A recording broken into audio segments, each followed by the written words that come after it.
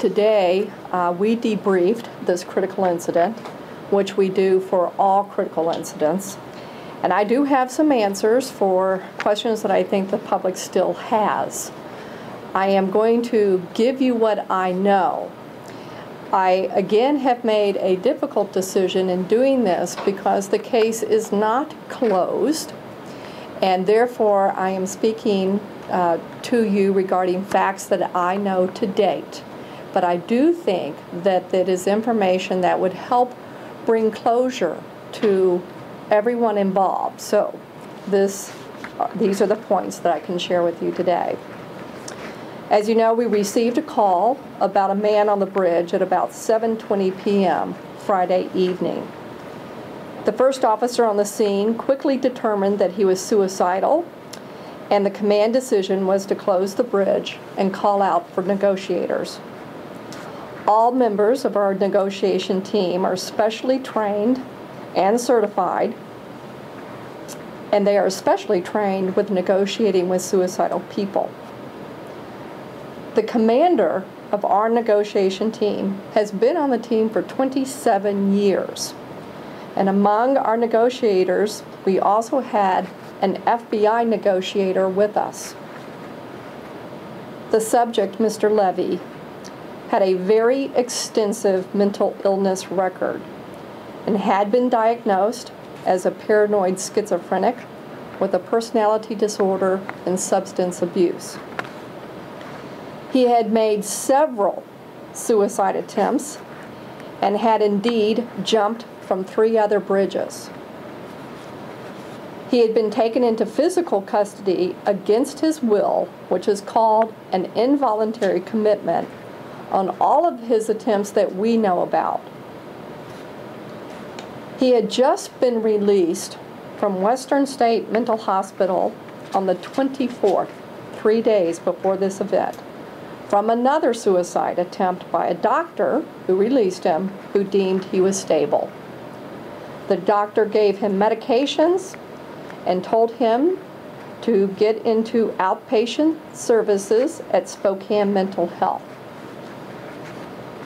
It took about 5 hours for our negotiators to even identify who he was, because he wouldn't say much. Once he was identified and we learned that he had jumped from other bridges, one of our negotiators was able to make personal contact with an officer who was a negotiator on one of the times Mr. Levy did jump from a bridge. This officer told our negotiators to be very careful because Mr. Levy knew about our police tactics, such as uses of tasers, pepper spray, because he had been taken into involuntary protective custody so many times. Most importantly, this negotiator told us that on one occasion they had worked out a surrender scenario with Mr. Levy, and that when the officer offered his hand to Mr. Levy took his hand, then leaned back and tried to pull the officer over the railing. And another officer grabbed that officer, preventing them from going over. In that case, the officer and Mr. Levy was saved. But because of that experience, this particular negotiator said, quote, "Beware of the dramatic ending."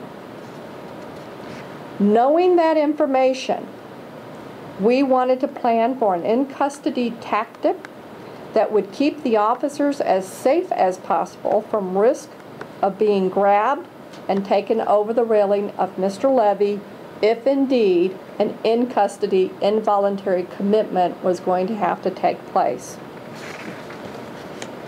However, attempts to negotiate and to offer several surrender scenarios to Mr. Levy went on for 20 hours without response.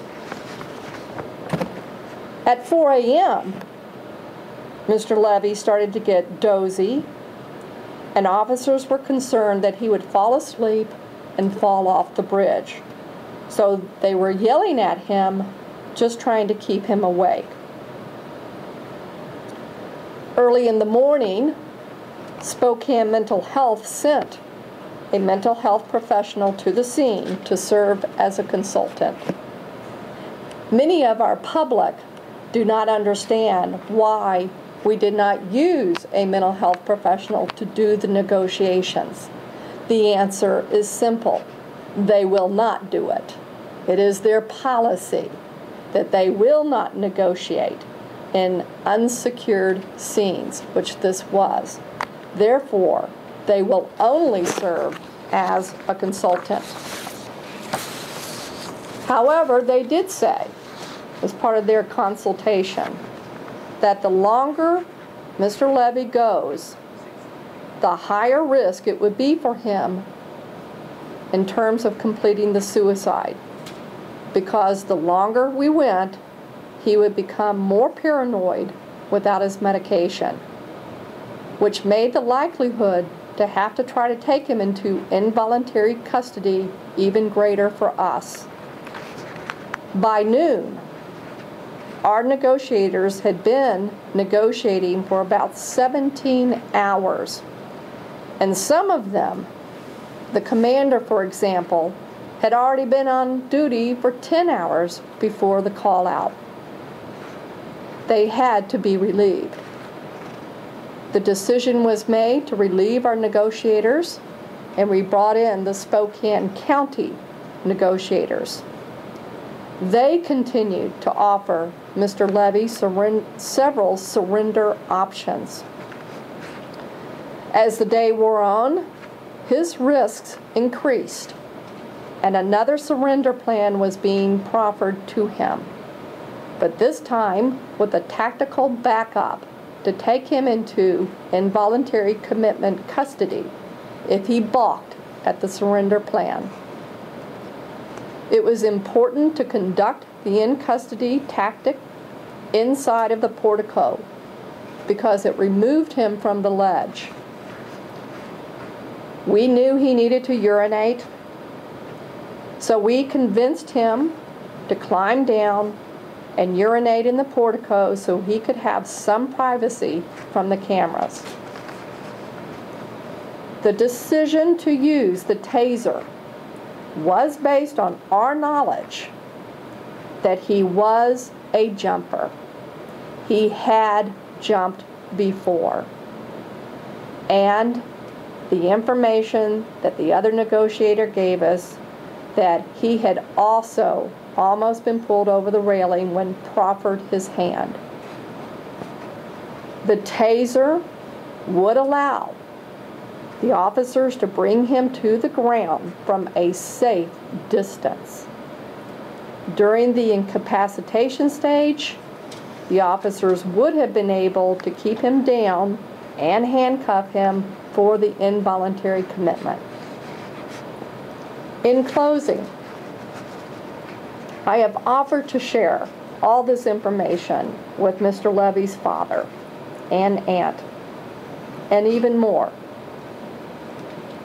I want us to remember that they tragically witnessed their loved one perish.